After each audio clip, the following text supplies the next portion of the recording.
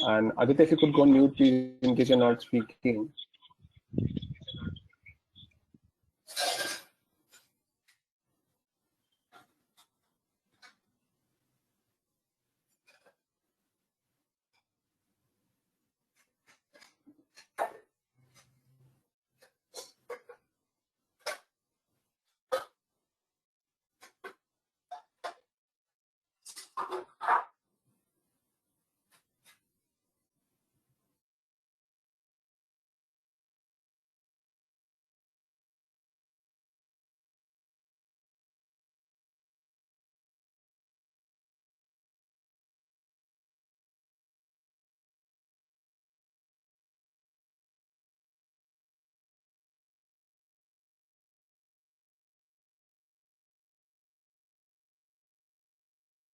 This is batch 21 or 22?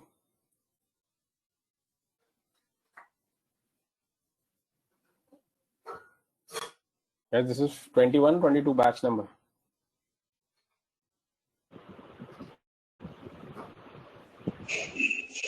It's 21 written over there. Just give me a second. I'm just trying to pull the Excel sheet for your batch.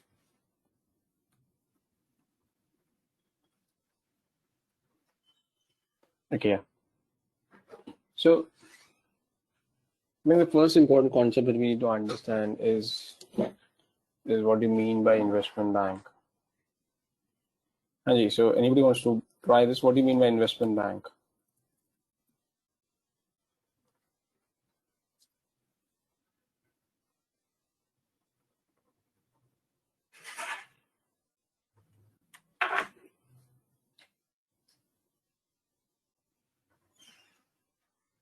The bank which help us to invest in other shares.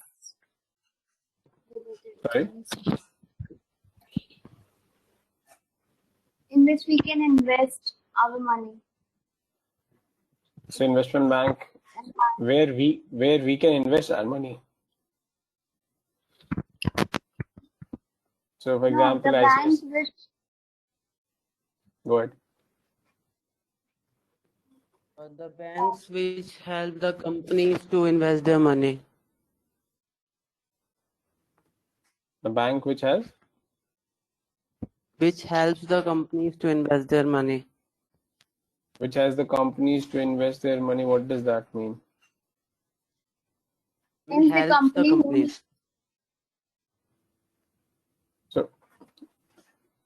So let's take one by one. So पहले Mahima, let's take your thought process. So go ahead.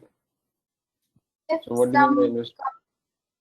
some company and organization need money and fund, and there are people who have a lot of money to invest. So investment bank act as a mediator who helps the person to invest the amount to the person who needs the money or fund.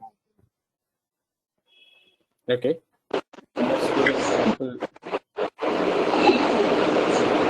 So let's take an example. So you're saying, suppose if I have an ICICI bank, and suppose this person A has surplus funds, and let's assume person B needs funds. Need funds. So then when A goes to ICICI Bank and open an FD, so typically the banking model is like this, correct? So A goes to ICICI Bank and puts an FD, and ICICI Bank promises to, let's assume, pay return of, let's assume, 8%, and then ICICI Bank uses this fund to give loan to this person B, and in return charges the interest rate of 12%. Yeah, so Mahima, so then in this example, ICICI Bank is acting as an intermediary, as you said, between those who has surplus funds and those who has funds. Correct? No, So, it is the work of commercial bank because investment bank don't give the loan to the public. sorry? I think it's a commercial bank like need the loan, so he or she can take loan from that bank. That is the commercial bank. Investment bank doesn't give the loan to the public. It No, sorry. only acts. Before we go to the second definition, because we have changed the definition now. So let's stay on the first and let's conclude that's right or wrong before we move to the second one. And again, I will take example for the second as well. So you mentioned that investment bank is an organization or an entity which is acting as an intermediary. So shall I rule that out? Do you mean that that was wrong and I should take your second version of what you're giving me, or because as per that the ICICI Bank should fall into investment bank category, because technically ICICI Bank is acting as an intermediary between those who have surplus funds and those who need funds.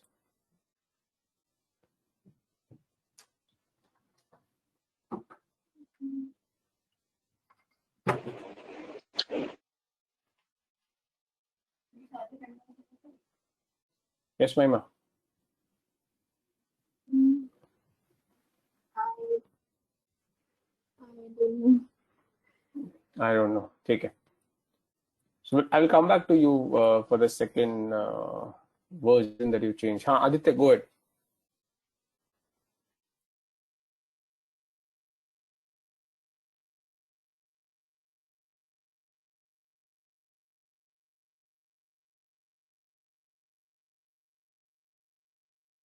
Aditya, go ahead. Am I audible? Am I audible? Yeah. Hello. Hello. Am I audible? Yes, Aditya, you're audible. Go ahead. Yeah.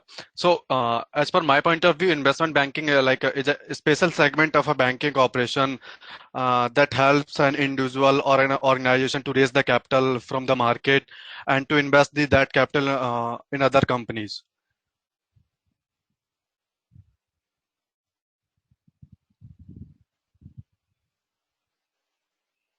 You're saying investment bank is one who helps the company in raising the fund. Yes, kind of. Kind of. Wealth company. Yeah. Like it's a segment of a banking operation that help an individual or an organization to raise the capital and they provide the financial assistance or you can say consultancy kind of services. Okay, so let's take a step back. I think let's start from a little more basics to this. So what do you mean by capital? Guys, what do you mean by capital?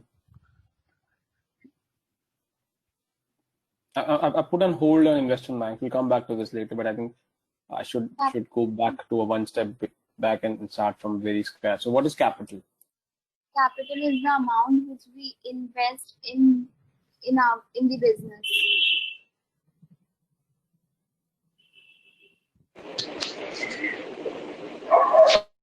Basically, financial assets. Company's share multiplied by share price. So it's share multiplied by share price. That's one that I've got. Second, somebody says it's a financial asset. Yes, Uh, it needs to expand the finance or to create assets. So this is to be known as the capital. and then somebody said it's a investment. It's an investment. Yeah, it's Sorry, an go ahead. investment in the business. Equivalent to investment because whatever the capital is to be there is to be invested somewhere. So it's equivalent to Okay, investment. it's equal to investment. Okay.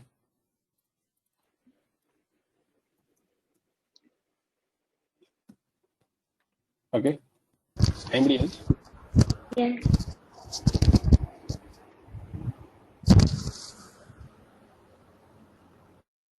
Go ahead, Mohit. Sir, if we talk about the capital, the basic definition that we can give to the capital is the money, the total money one holds is to start a business. So that is called the capital.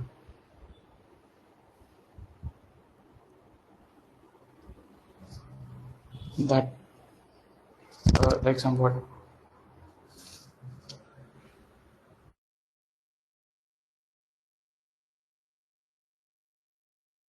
Okay. Anybody else? So capital is your amount invested into the business. Okay.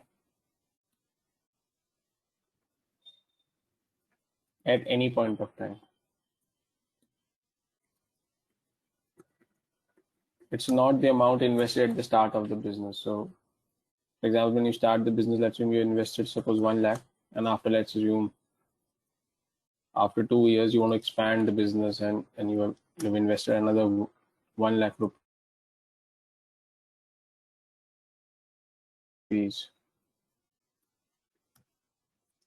So it's an amount invested in the business at any point of time in any form. There are two forms. Primarily, there are two forms. One is your debt, and second is your equity.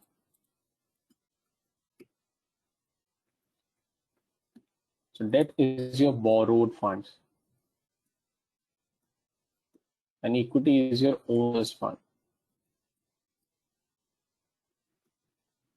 So let's understand this a little better. So let me give an example to this.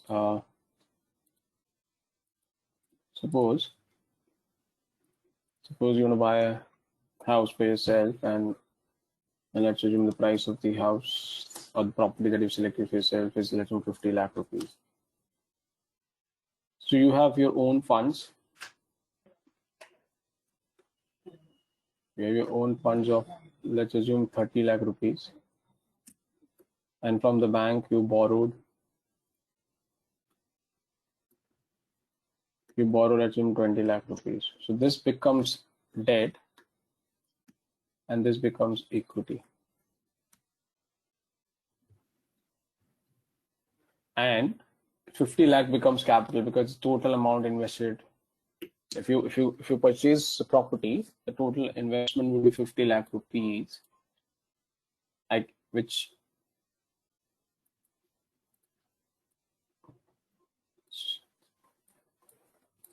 so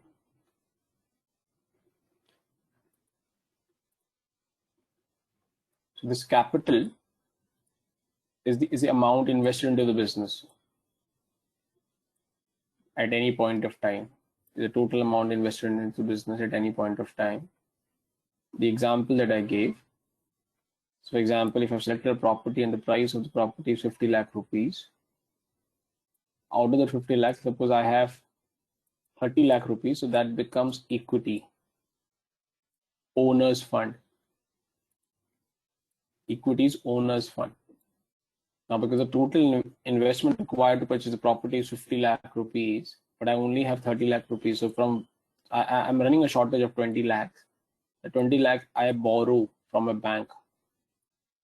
If I borrow this 20 lakh from the bank, this 20 lakh becomes debt. So this 50 lakh becomes capital, out of which 30 becomes equity, and this 20 becomes debt.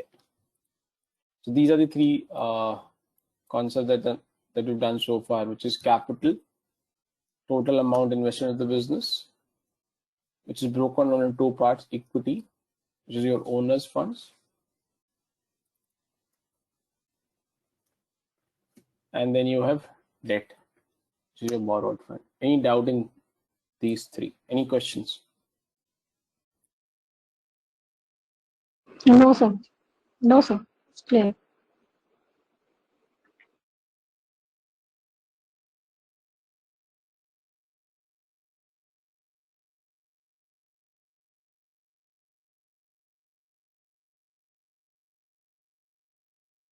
So I'm not sure how many of you were there in the last class, but request from my side, please Anything that is not clear to you, any questions, any doubt, please feel free to ask. You should and you can continue to ask unless you are satisfied and you're convinced that you've understood the concept. No need to hesitate. Please feel free to ask. The only challenge is I will not be able to see your chat, so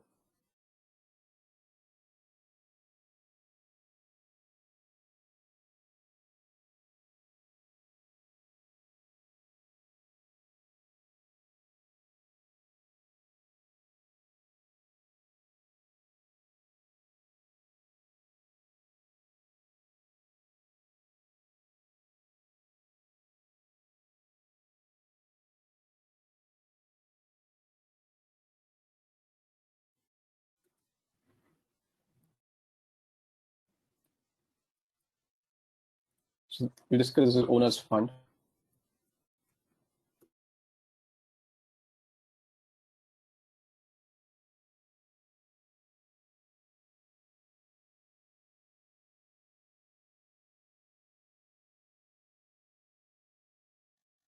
Fixed obligation are two fixed obligations. So first obligation is to repay the principal, like the light P is principal, and second obligation is to, whereas in equity there's no fixed obligation.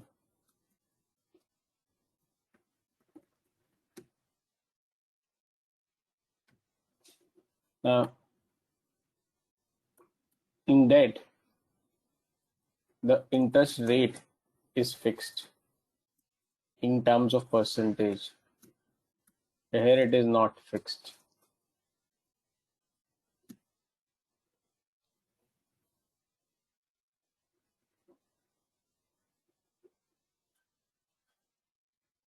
If you invest equity into the business, you are called as shareholder. Whereas if you invest into the debt of the company, you are either called as creditor or lender.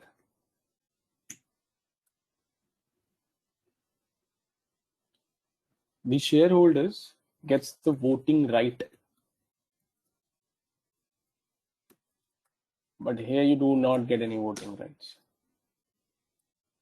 Any questions till this point?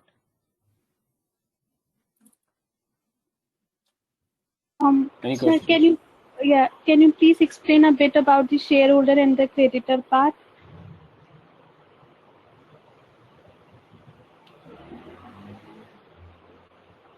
So let me remove the creditors from here. Let me keep lender here, because somebody who's not from commerce background would have difficulty in understanding creditor. We'll cover the creditors, debtors, those terms. But if I'm investing into my business, if I'm investing into the business and become an owner, I am called a shareholder. Let's split this into two parts: share plus holder. So what does this mean? Let's assume if this is my total business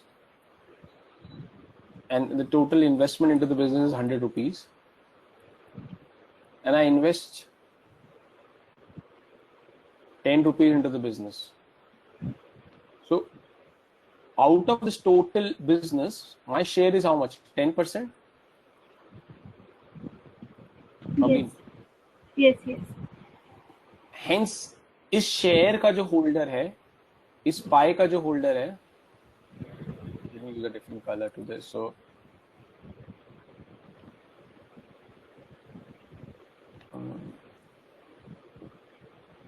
this blue one. Now this is the share, correct? This share का जो holder, let's put this A, that is called as shareholder, because that person A is a holder of that share. Why? Because out of the total investment of 100 rupees, he has contributed 10, and hence 10% is his share. That's why he's called as shareholder. The shareholder only comes into when you invest equity. What is equity? Is a owner's fund. Any doubt till this one? No, clear.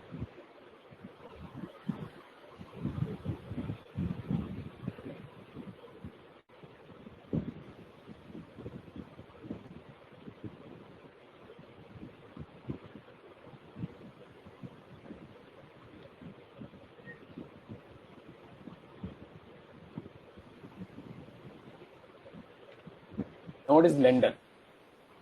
If I borrow funds from you, you give me a loan. So debt is also called as loan. Okay. So in loan, you have two parties. One is a lender who gives loan. And the other party is borrower who takes loan.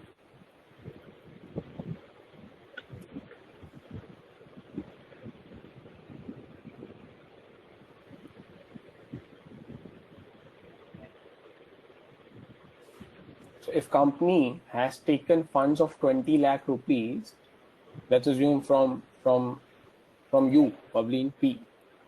So let's assume company X. So Pavleen has given a loan to company X, which is debt because loan दिया आपने. So X के लिए Pavleen lender हो जाएगी.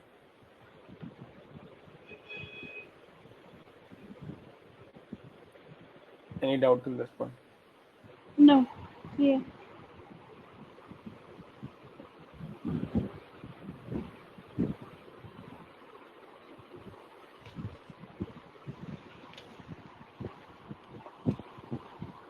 Anybody else? Any doubt till this point, guys?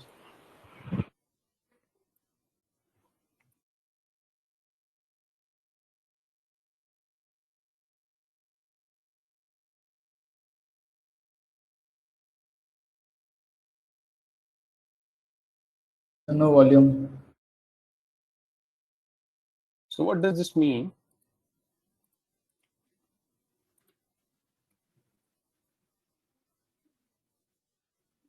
Let's keep this voting right.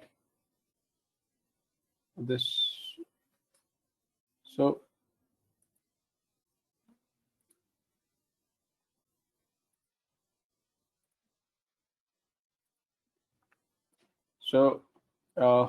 you can see my screen, correct? Yes, sir. Yes, sir. Yes. Okay. So what does this mean? In equity, there is no fixed obligation, which means there is no timeline to pay principal and interest. Hence, these are called as permanent source of funds. Why permanent source of funds? Because if the company has taken this funds, there is no timeline that the company needs to pay by so and so date. Hence, company can use this fund or continue to invest these funds into the business for a long period of time. And that's why this is called a permanent source of funds. Any doubt?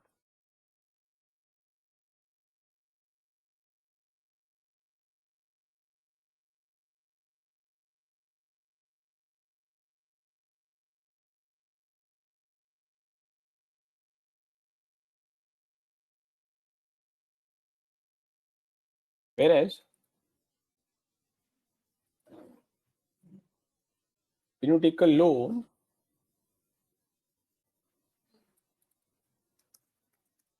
there is a timeline defined to pay interest, and that's the reason these are not called as permanent source of funds.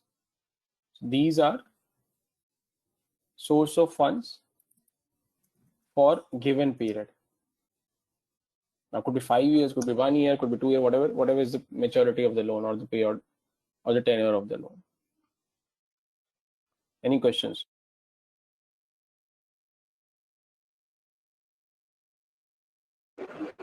No, sir.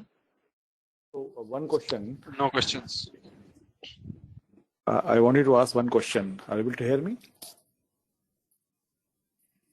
Yeah, go ahead, Atul.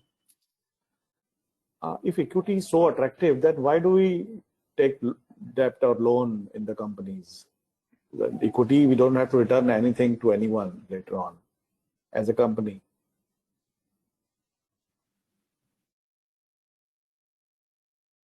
We'll come to that. That's the reason exactly what I'm heading to, so that once we understand. So yes, as of now, this looks more attractive. Let me put this, and we'll answer this. Why would somebody go and this is, and the reason is simple, correct? As you also mentioned, why this is more attractive, because there is no obligation, correct? If you suppose you are the owner of the company, you're running a company, you raise funds from me, you take funds from me, equity, and you say, okay, Nishant, I have no obligation to pay you funds. Whereas if you take a loan from me, then these obligations gets triggered, correct? And you have a lot of obligations in terms of the amount and in terms of the tenure. So if you see carefully, there are a couple of obligations. The first obligation is timeline. So if you promise that, okay, you will pay me at the end of the first year, that's first obligations in terms of time. Second obligation is you need to pay the amount, which means at the end of the first year, that's first obligation in terms of time. Second, how much you will pay, that's also been defined. That at the end of the first year, you will pay me, let's say 1 lakh rupees. So that's the second obligation that's defined.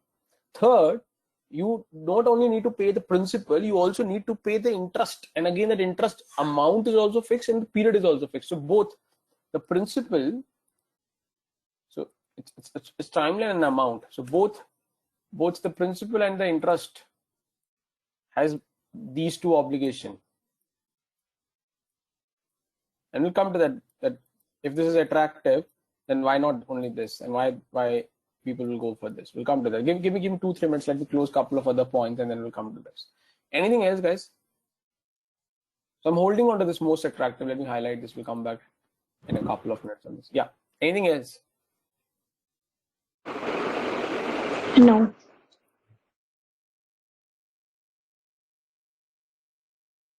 Now,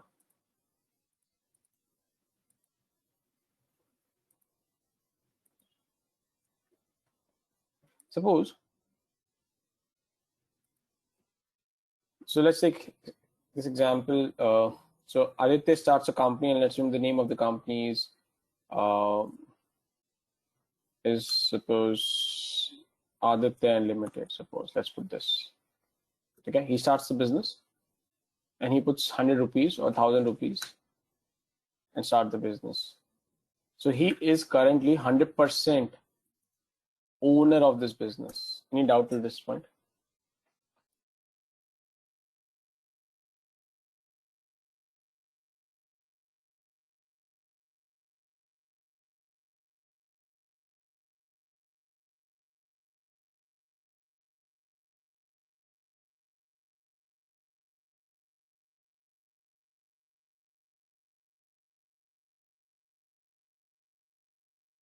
No audio, sir. There's no audio.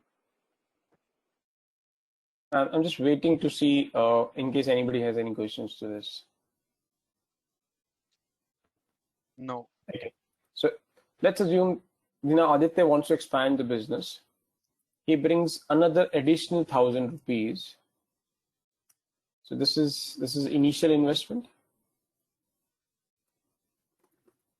Initial investment, and second tranche is an additional investment. So still now he continues to be 100% owner into the business. So let me say ownership. So ownership in percentage.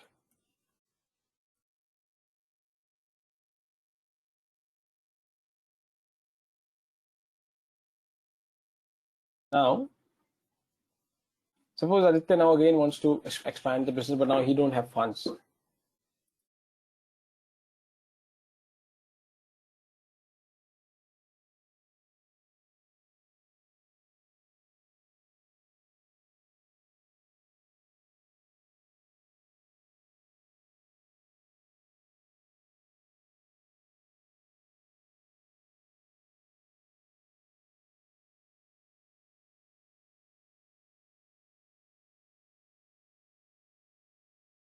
N has rupees.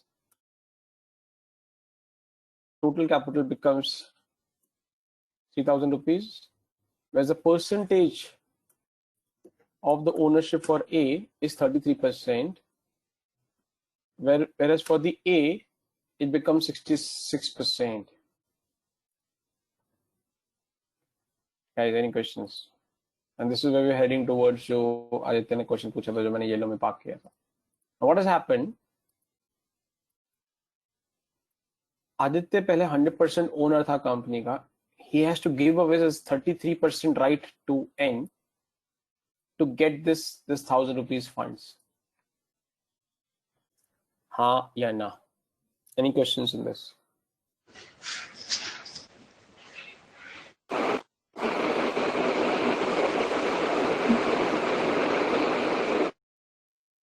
Aditya? No question. Are you with me till this point?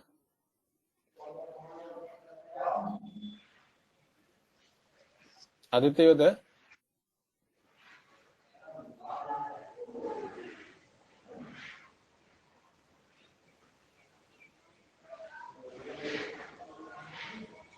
Okay. So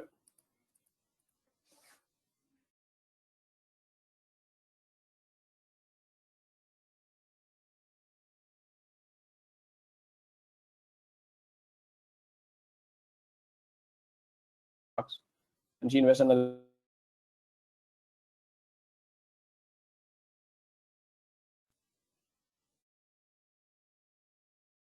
piece. तो क्या fill कर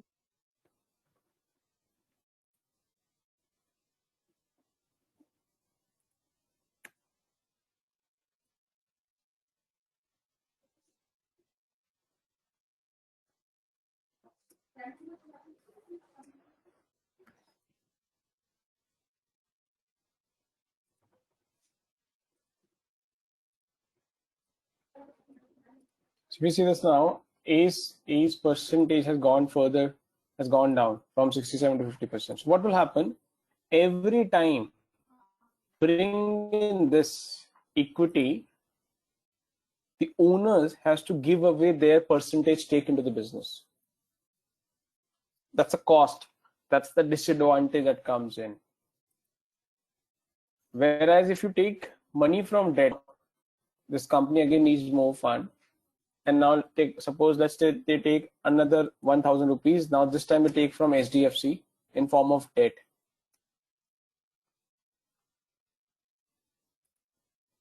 They take another 1,000 rupees. Now this money will come into the company, but this will not further dilute this percentage stake. So Aditya, to your question, this is the problem. It's more attractive, of course. It's more attractive in terms of no obligation and no timeline to pay. But every time you raise equity, you have to give away your ownership into the business. So as an owner, you need to make that call. Are you willing to pay? Are you willing to give away your ownership or stake into the business, or you want to retain your ownership? If you want to retain, then you have to go for other source of funds, which is borrowing or debt, but that comes with an obligation. Any question?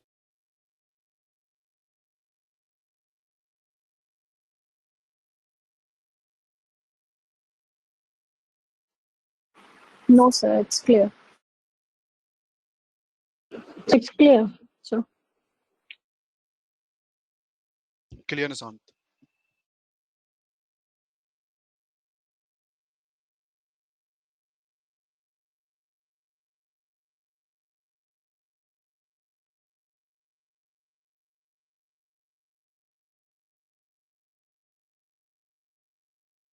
Okay.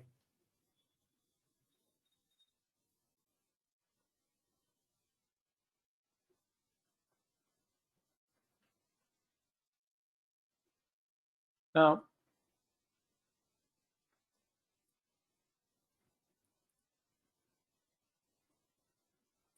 the nature of the funds are very different. So let's understand this also. So, okay, let me ask you this question. So, Harshit. So suppose if I start a business and I say I need 1 lakh rupees and I give you two options, that you invest 1 lakh rupees as equity into my business. Case 2, you can invest 1 lakh into my company as a debt. In which of these cases will you be taking more risk for this 1 lakh rupees? Chirag.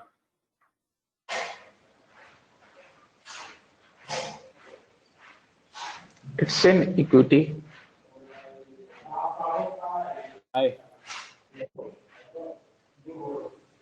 Yeah, equity will be more riskier.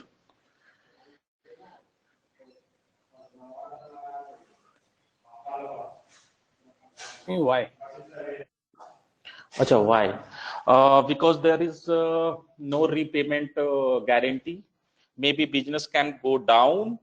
Uh, yeah, most of the time this will happen. There is no guarantee of return.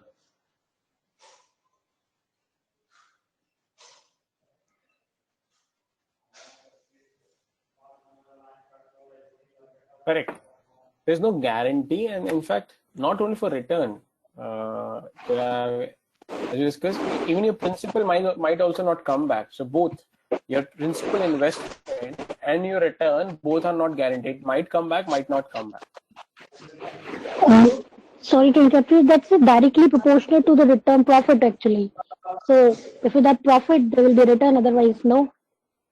And No. Secondly, it depends. It's not. No. Sorry, Sapna. No. So which means if the company has high profit, still there is no obligation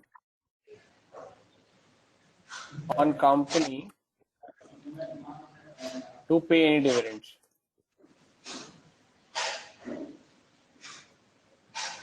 Which means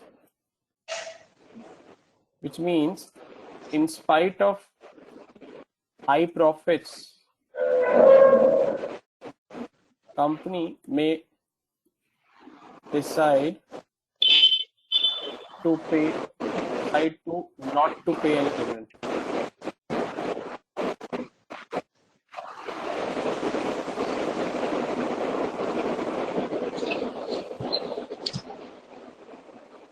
Yeah.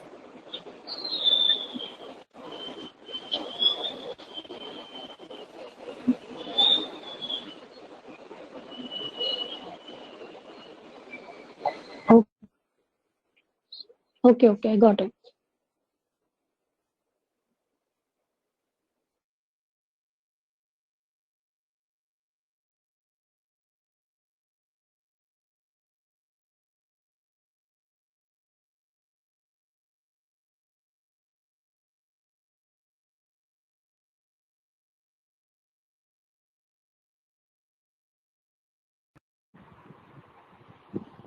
Hello. Yeah. Sir, so as far as if I am not wrong, I've understood from here, like if I am a company and I want the money, then I would go for equity. But if I'm not the company, I'm only wanted to invest in the company, then the better choice for me it would be that I would give the debt to the company as a loan, because in that case I would be getting the interest and my repayment would also be done. So in that case, taking the shares from the company would not be the good choice for me. Is it so? Yes, it depends. So you are answering this, or you're understanding this is from the company perspective or from the investor perspective? Means I'm taking both the perspectives. If say suppose I have my own company and I want the money, so I would be seeing a person who can just give me invest in my company as an equity holder. But if say suppose I am not the company and I just wanted to invest in that company as I do have money with me, so I will go along with the loan, giving up the loan to the company.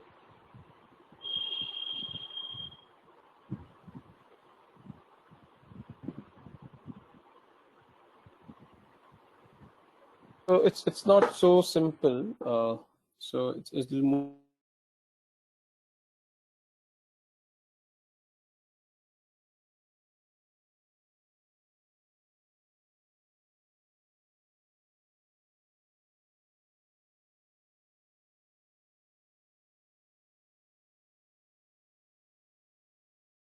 you will see, are you willing to give away your ownership into the company?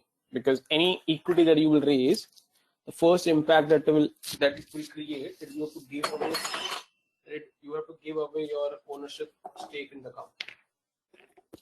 If you're not willing to give away any ownership into the company, then it's pretty clear that the equity is out of the question.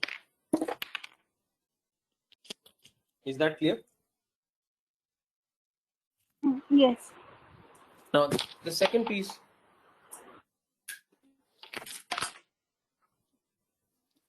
The second piece after the equity or ownership stake is that in which phase of the business you are.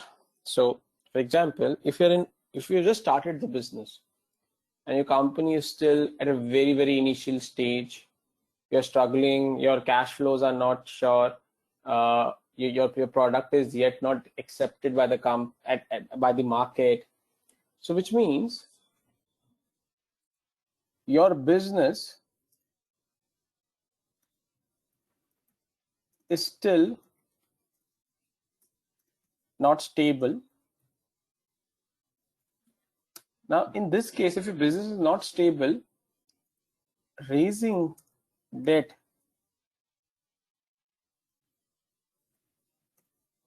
is not recommended. Why? Because this debt will come with fixed obligation, but your business has not become stable. So how will you pay this fixed obligation? आप पे ही नहीं कर पाओगे, default हो जाएगा आपका.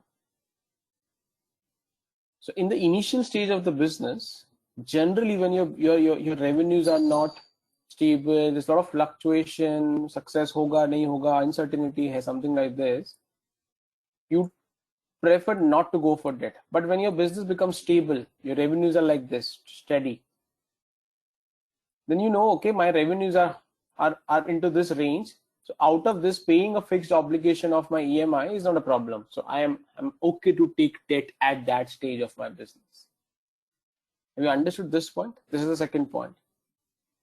Yes.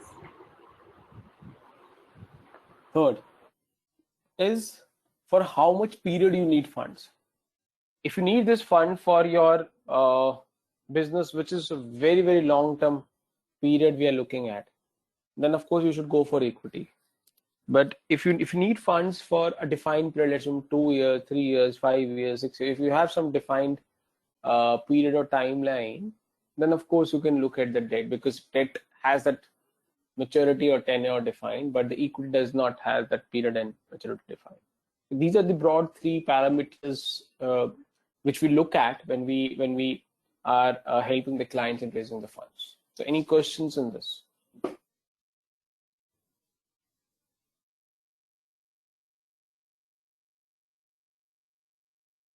No, I understood the concept.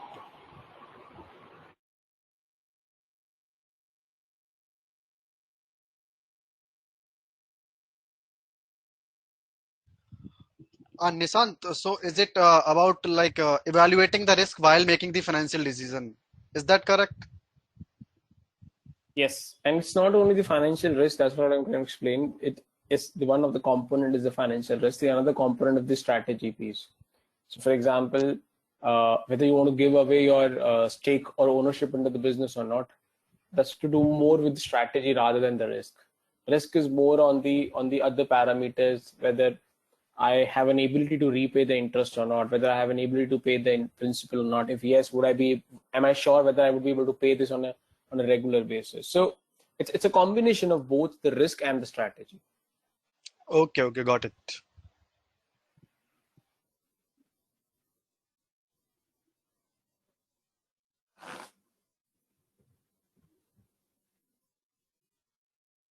Haji, any questions?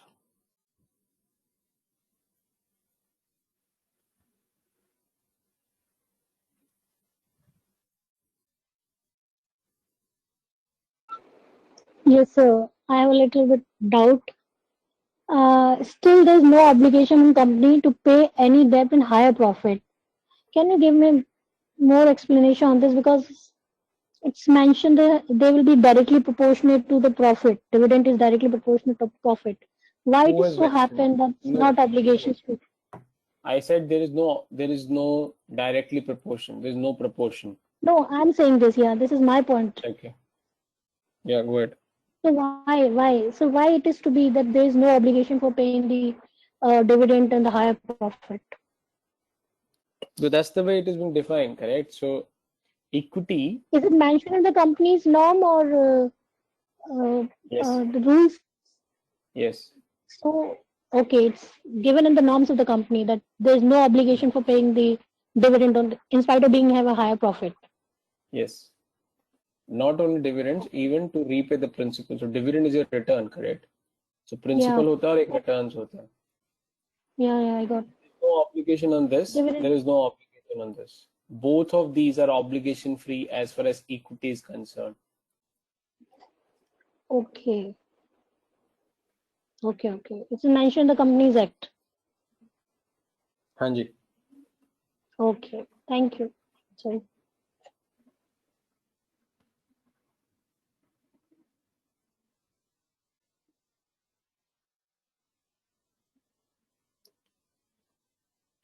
Any other question? So Aditya, is this clear now? Have I answered this question, which you asked earlier, that equity is more attractive and everybody will go for equity? Is that now answered now? Nishant, this was not my question. This was Atul's question, I think. Okay, whoever. So Atul, is that answered now? Hello. Yeah. Actually, it is answered theoretical way, but into the company at what point of time, what type of decisions we take. So more attractive is something which is based on the context also.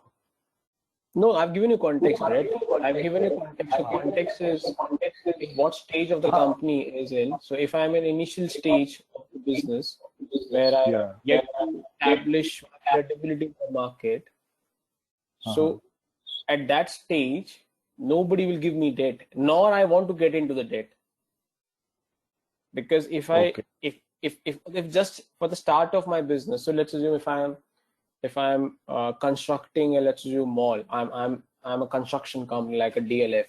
Now I'm constructing a mall. The construction of the mall will take, let's assume, 5 to 6 years, and only after the completion of the construction, I would be able to sell some spaces or able to put some spaces on the lease, and then revenue will start coming in. So which means for the first 3 to 5 years, there would be only cash outflow and there would be no inflow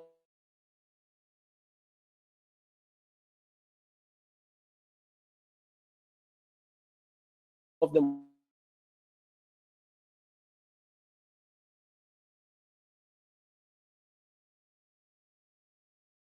So I'm not sure when you're saying it is theoretical, not in the context of the real market. I've exactly given a real market scenario.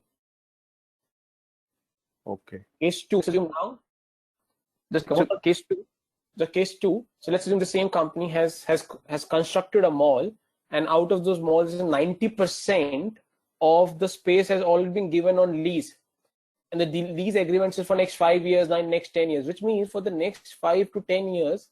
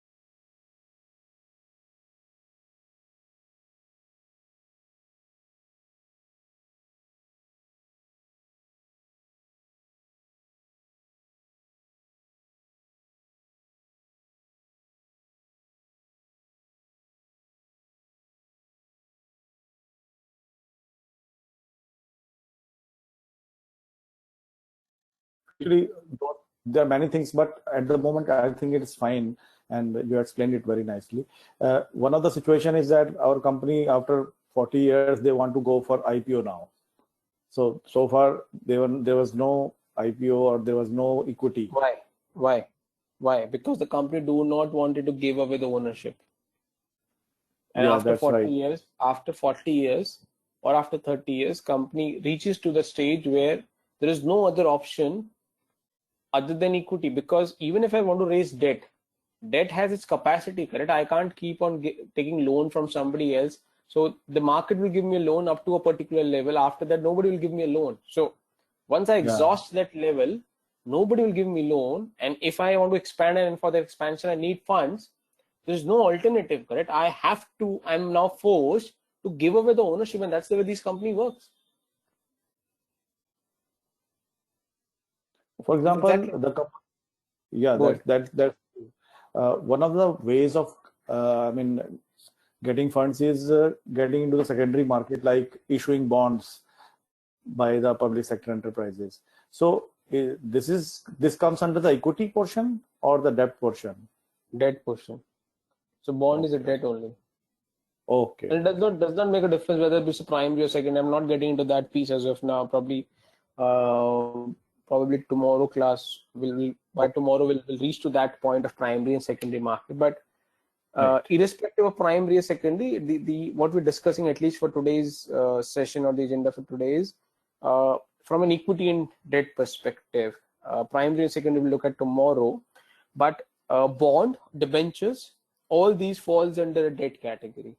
Okay, fine. Thank you. Anybody else? Any other question, guys? Please go ahead. Nishant sir, Mohit. So maybe this is relevant, but I need to ask this. Since there is even if okay, so even if there is a high profit the company earns, so why there is no obligation, or why someone would go and invest in the company if the situation comes that I'm earning a very good profit in the company and still I'm not giving the interest or some other things to the investor, the shareholder. So then why somebody would invest in my company? So that I need to ask. So when you invest, so as an owner, what is expectation? Suppose you're owner of the business, you're running a business and you make profits. Do you withdraw all the profits from the business and take the profits back to your home? No. What do you do? Not everything. I'll definitely take some portion of the profit and keep some portion in the business and expanding the business in some way. Okay. But is there an obligation for you you have to withdraw this much? Is there an obligation if you're a single owner of the company? Okay, you're the owner. Is there an obligation? There's a law or anything which says, let's say you have made a profit of 100 rupees, and is there an obligation out of 100 rupees you have to take 20 rupees? You don't want to, you should take 100 rupees. Is there an obligation defined around this? It's your choice, it's your decision, correct? Let's assume if you made a profit of 100 rupees and you believe that your day-to-day expenses or your bread and butter will work on some other income, and you have a next expansion plan for your business, would you not reinvest back the entire amount into the business? Yes, I would. Exactly something happens. If a company is making huge profit and they believe the next year the opportunities are much bigger, so rather than giving this profit back to the shareholder, they say it's in your interest, correct? It's in the interest of the shareholder. So let me explain this.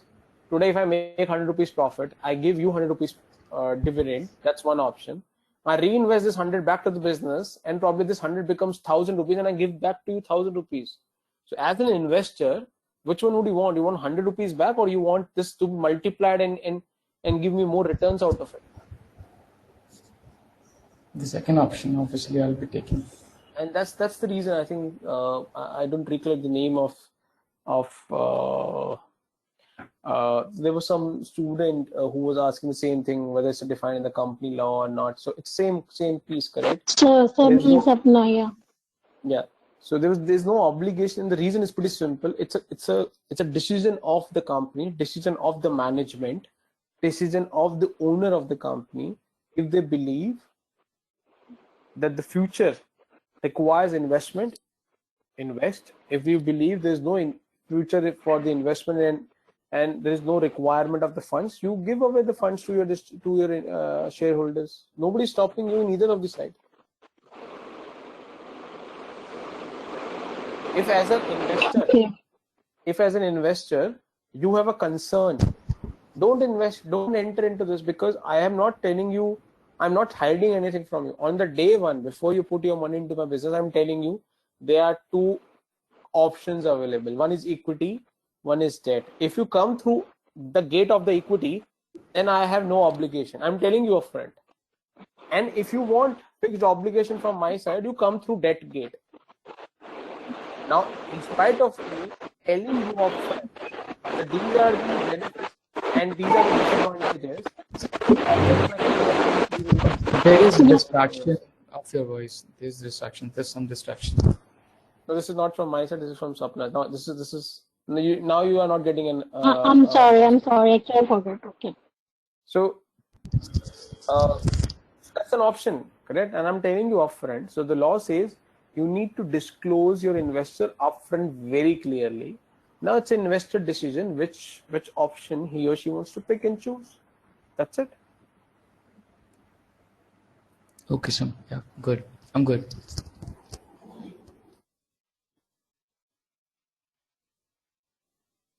Hanji, any question, any doubt? So from my side, I'm done with the equity and the debt before we move to the other piece. So sorry, not equity and debt, equity, debt, and capital. Three concepts I want you to ensure and get it right. And guys, again, just put a context, be simple and clear, because I'm not sure how many of you were there in the last class. So from my side, from my sessions, at least at the time you stay with me. So I'm pretty clear, because when I go and recruit people, because I'm part of the investment bank, being into this for close to now 15 years. I do a lot of recruitment from different B schools, from campuses.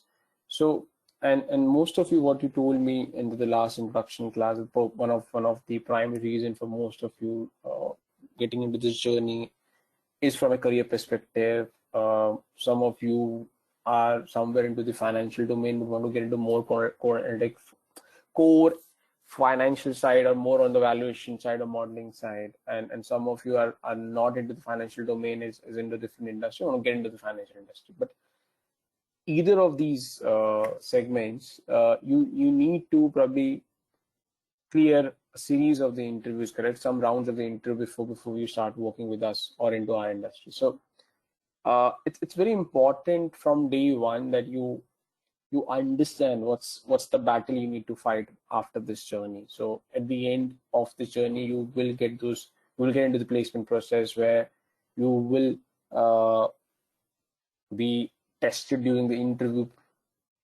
rounds. Now it's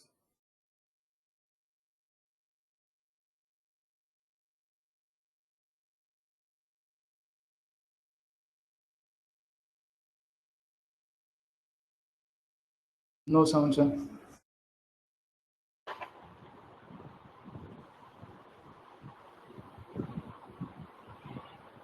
Sir, you are not audible.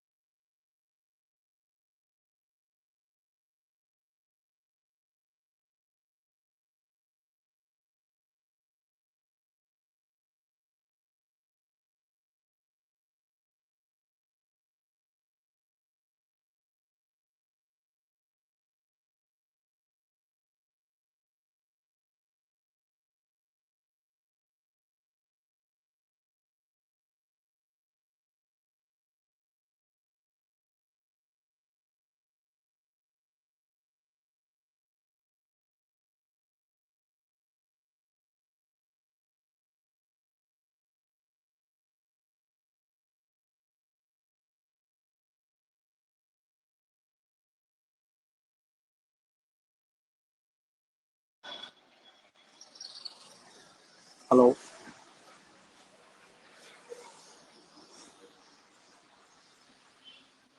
Hello, am I audible?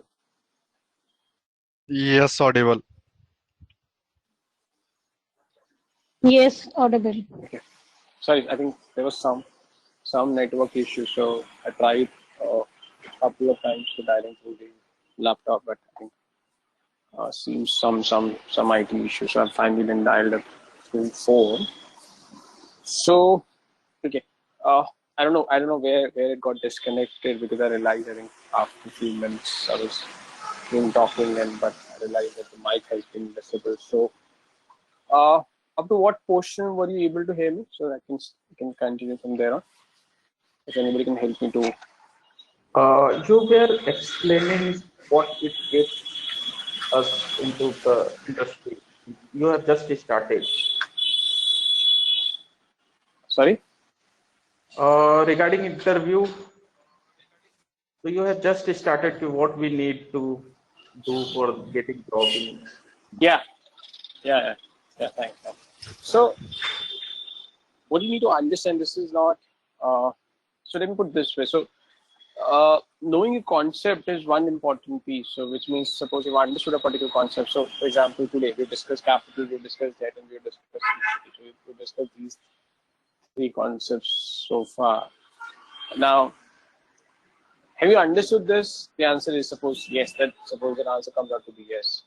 But is it still possible that when you go to an interview, you're not able to defend these? So if somebody asks you questions around this, if somebody starts challenging you, you're not able to answer the questions, or you're not able to articulate the answers for those questions, or you're not able to handle a little more complicated questions around those topics.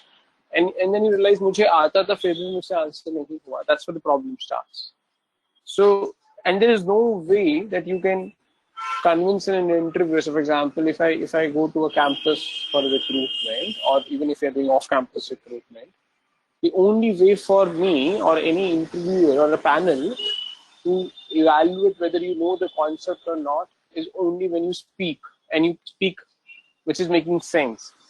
So, what I'm trying to explain to you, even if you know the concept in your head, in your brain, but you're not able to articulate it well, you're not able to put right examples to this, if you're not able to put that understanding, put your understanding in a right frame, and able to explain or able to put through to an interviewer, you will still get zero for that question, and hence the interviewer would think कि आपको नहीं आता है, but technically आपको आता है.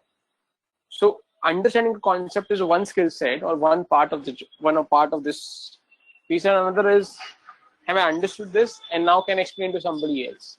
So that's what I'm trying to explain to you from day one, guys. Please focus on both these parameters. One, have you understood this? If I've understood this, now can I explain to somebody else with the same confidence and same conviction?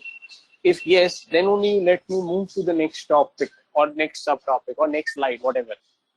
If suppose any of these parameters you get a no from within, or you feel not so confident on either of these parameters, feel free and let me know, and then I'm more than happy to help you on respective parameter. But you need to voice out. You need to tell me I've understood, but I am not comfortable to explain to somebody else, or I have not understood this piece.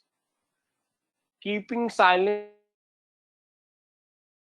be it an online session, be it an offline session, is not going to help you too much. So I just want to put this very, very clearly from day one, that it's your responsibility to voice out, and then it's my responsibility to ensure that the portion gets addressed. If you continue to be silent, nobody will come to know whether you have a question or not. Guys, is this clear? Yes. Yes, Yes, sir. sir. Yes, sir. Yes, sir. And this responsibility has to be run at an individual level. So what does this mean? If there are 20 students in the class and 19 students have understood this, and there's a 20th, or suppose you are there in one individual who are not understood, you still have the entire freedom to ask what you have not understood. You don't need to hesitate, at least for my sessions, that what other 19 students will think if I ask the question. And the last piece, no question is a silly question for my class. In fact, a question which is not being asked itself is a silly question. I'm making it very, very clear. I don't waste time again and again on this. My thought process is pretty clear. No question should go unaddressed if you're attending my session. Straightforward, and there's no second thought to this. Anything that comes in your mind, which is shaky, which is not white and black clear on these two parameters, feel free and shoot. I will take care, but your responsibility is to fire the gun. I will manage. How do I need to manage that bullet which is coming from your side? But it's your responsibility to continue and shoot till the time you are comfortable. Because if you don't shoot, then you will be on the firing line in the interview side and you will not be able to handle those bullets properly. Is this clear to everyone? Yes. Yes, Yes. sir. Yes. Yes. And the last, anything that I'm explaining, if you believe you've understood this, but you're not convinced, you're saying, "You can nonsense bata raha, illogical hai. This is not making sense." You understood, but it's not. Feel free to challenge. Feel free to say, "This is not making sense. This is not logical. This is not practical. I'm not convinced because of ABC reason." Feel free and raise those challenges. Continue to raise unless you are convinced. Why? Because if you're not convinced, you will not be able to win that battle when you will be facing these grunts from the interview. Clear hai? Oh, yes. Yes. Yes, sir. Sorry. Any questions as far as capital debt in? Yeah, go ahead. Sorry. Yeah. So I just wanted to know कि आपने एक example दिया था ना DLF वाला, right? कि DLF जैसे अभी एक नया प्रोजेक्ट लेकर के आया, राइट नाउ, और उसने डेट इन प्रैक्टिकली वो डेट उठा करके ही मार्केट में आएगा, लोन उठा करके,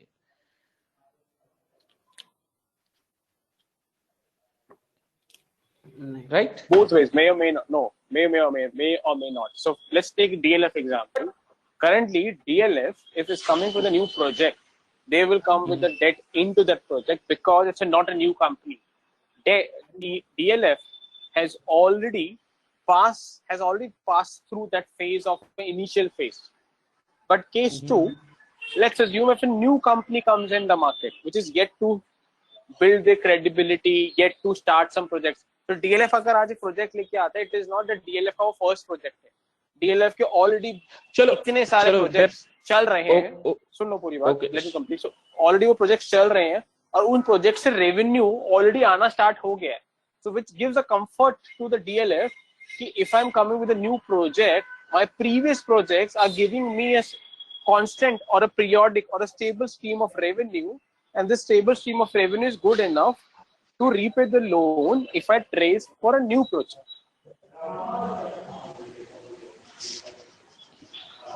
But if DLF is getting into the first project in the entire life, let's assume DLF आज ही नई कंपनी खुला है और फर्स्ट प्रोजेक्ट कर रहा है, they will not be very comfortable of getting into a debt. हाँ, they will not be very comfortable, right? But they can give the debt on land basis. Means what is? We are assuming there is no collaterals available for them. Collateral का तो discussion ही नहीं हो रहा, because that's no gamer, correct? So that's not a brainer. अगर collateral available है, so suppose DLF has a land of 100 crores, और एक bank के पास जाता है, even they are doing the first project, let's assume if DLF goes to HDFC Bank and say मेरे पास 100 crores की loan, 100 crores की land है, you give me a loan by keeping this as a collateral for 60 crores, no bank will say no. Bank will say okay, 100 crore की land के against 60 crore का loan ले लो. But the case that we're discussing is without collateral. कि DLF के पास कोई collateral नहीं है और फर्स्ट प्रोजेक्ट लेके आ रहा है, आप बताओ. ठीक है. Then why does company charge different interest rate? Means if it is DLF, it is bank is charging 8%. maybe, right? And if there is X company, bank is charging 11%, B company there is a charge of 12% or whatever. Matlab, this is happening in the market, right?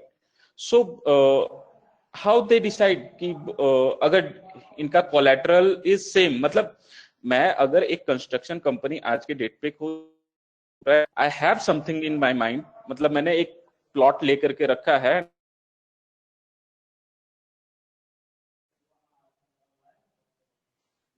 Hello,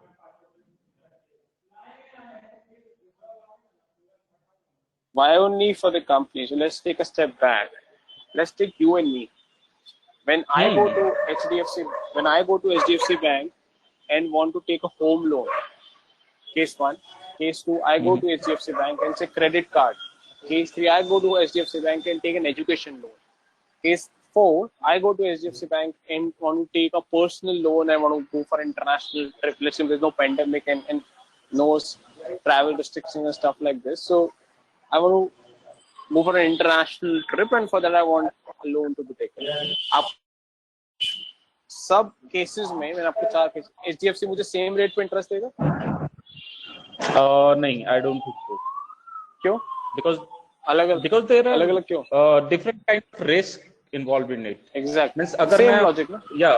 Same logic. Yeah. Same logic. When the corporate goes to HDFC Bank and wants to raise loan, अगर वो collateral रख रहा है, collateral नहीं रख रहा है, किस रीजन के लिए लोन ले रहा है, फॉर व्हाट पीरियड लोन ले रहा है, क्या करेगा उस लोन का, वो कंपनी कौन से फेज में है. If a company is like a DLF, which is gone up to a stage, vis-a-vis a company which is at initial stage, so interest rate bank charge करेगा, you're right, would be different. The interest rate is a component of the risk, different types of risk, and the degree of each of the risk that's involved into the lending business, and that's where the bank decides the interest to be charged to the borrower. Okay. Thank you. So this last example on this. So for example, when I go and take a car loan, and case 2 I go and take a home loan, दोनों collateral loans हैं, but दोनों का interest rate अलग-अलग होता है. Yes, because one is appreciating and one is one is capital for you, right? In practical life, right? One is capital for you and one is debt for you, because car needs maintenance. But a plot, if you are doing a business, if you are making up this building, it is always a asset, right? That's why I think the loan amount is. If you go to a HDFC Bank for a loan, and Mr. Anil Ambani goes for a loan to HDFC, do you think both will get the same rate of interest?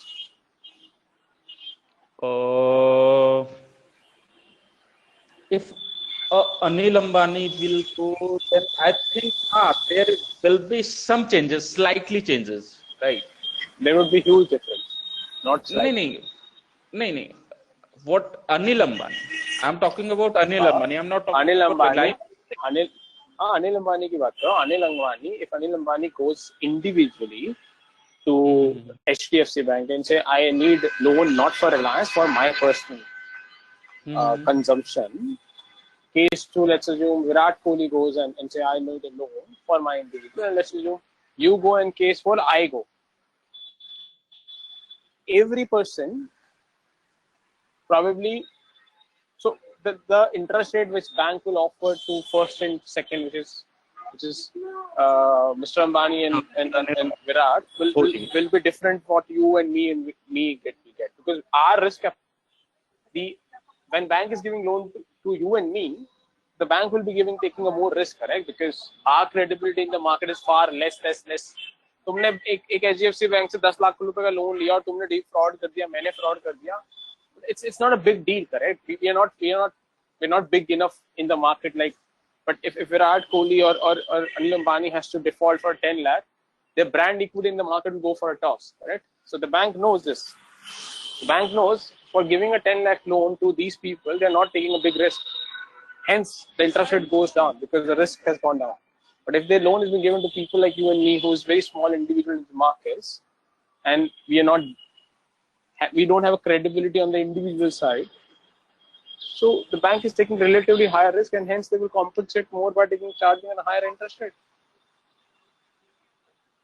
But interest rate क्या है? maybe Interest rate maybe I am wrong, but मुझे लगता है कि if a bank is giving loan to me or loan, ठीक है, तो there is more risk with Anil Ambani because he can do a bigger fraud, और उसके पास तो पहले से ही लोन होगा. नहीं सुनो. So even if I take this school of thought, so do you agree that for each loan, be it Ambani, be it me, be it you, or be it anybody else, the interest rate will vary depending on the risk involved into the transaction? Do you agree with that? Yeah. But that's where we are, correct? I'm just trying to give you an example that if you go and take a loan, and let's say Ambani goes and take a loan, the interest rate for each of these would be different depending upon क्यों loan लिया जा रहा है, क्या करोगे उसका, उनका background क्या है, कितना पैसा already available है, and stuff like this. It's not only about the fraud piece. It's about the ability to repay the loan as well. It's about कि आप 10 लाख के लिए बैंक को बोल सकते हो पैसा नहीं दूंगा, कर लो तो करना है. Probably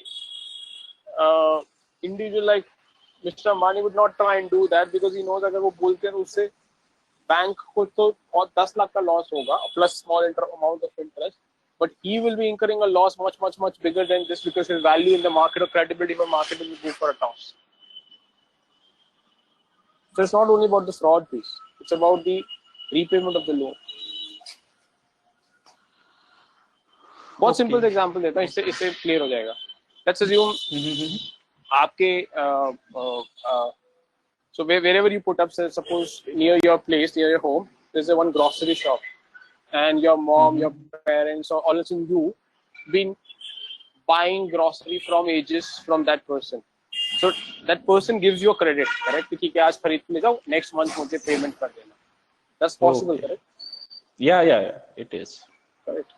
But if I listen, come to your place for the first time or come to that shop for the first time and say, क्या मुझे दे दो, आप इसको भी तो दे रहे हो, he might not give me because he doesn't know me. Yeah, true. Which means what? मैं उसको बोलता हूँ सर मैं आपको इंटरेस्ट दूंगा, वो कहता है मैं इंटरेस्ट के साथ भी नहीं दूंगा बिकॉज इंटरेस्ट के बावजूद भी मेरे को रिस्क आपको बहुत ज्यादा लग रहा है.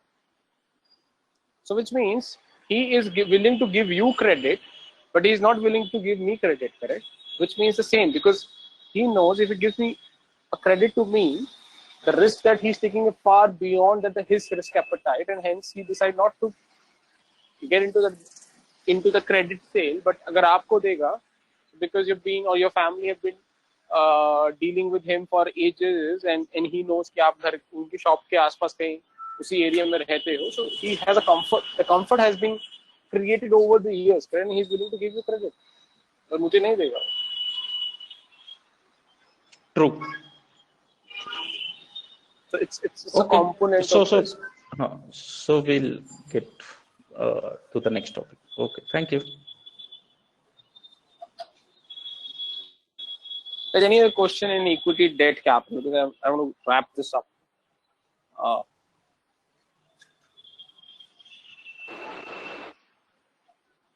Last time, any question before we close? Equity debt capital. No, I have a question. Go ahead. Okay, suppose कि हमने एक बिजनेस स्टार्ट किया, ठीक है, और हमने इक्विटी भी ले लिया जिससे हमारे पास कैपिटल है, और हमने डेब्ट भी हमने लोन ले लिया 10 साल का इंटरेस्ट के ऊपर, ठीक है. हमारा 5 साल तक बिजनेस ठीक चला, लेकिन उसके बाद हमारा बिजनेस खराब हो गया और बिजनेस लिक्विडेट हो गया. ओके, तो वो जो हमारी ओनर कैपिटल है उस पे तो हमारी कोई रिस्पॉन्सिबिलिटी है नहीं कोई डिविडेंड वगैरह प्रोवाइड करने की, ठीक है, लेकिन जो हमने डेट ले रखा है उसके वो हम कैसे पे करेंगे, या फिर उसके ऊपर कुछ एक्शन होगा जो हम बिजनेस ओनर से अपना डेट ले सकें और जो इंटरेस्ट है वो दे सकें, क्योंकि मेरे 5 साल तो चल ही गए ना. When you liquidate, so the lender who has given a loan to you, has a legal right to take you to the court if your entire amount is not paid. But an equity holder cannot take you to the court. Yes. So when the company is being liquidated, first जो भी पैसा होता है वो date holders को पे किया जाता है, और इसीलिए उनको पहले पे किया जाता है, बिकॉज अगर उनको पेमेंट नहीं किया so they will create a legal action against you. Yep. Okay. What if I have nothing? मतलब अगर मेरे पास कुछ नहीं बचता, कुछ नहीं बचता तो डूब गया पैसा डेटर का. आप कोर्ट में ले जाओ, कोर्ट जो डिसाइड करेगा वो होगा. Court will say okay, sell off. Court will say or sell off all the assets of the company and recover the money. So your assets will be sold off and जो भी पैसा होगा वो recover करके date holder को दिया जाएगा. And preference share holders के पास भी ऐसा कोई राइट होता है या नहीं होता, क्योंकि उनके ऊपर पहले प्रेफरेंस होती है ना डिविडेंड पे होने की. मैंने प्रेफरेंस आज डिस्कस नहीं किया, so will keep preference out. We bring preference tomorrow, not complicate. अभी के लिए मैं डेट इक्विटी ही कर रहा हूं आज. Preference to bring tomorrow. Okay, thank you.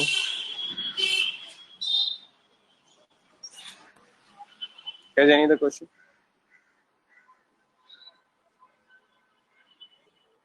चलिए ठीक है. So we'll close for today. Hopefully by tomorrow my this IT issue gets resolved. We'll continue tomorrow, same time. Thanks. Bye. Bye, sir. Thank you. Thank you, sir. Bye. Thanks.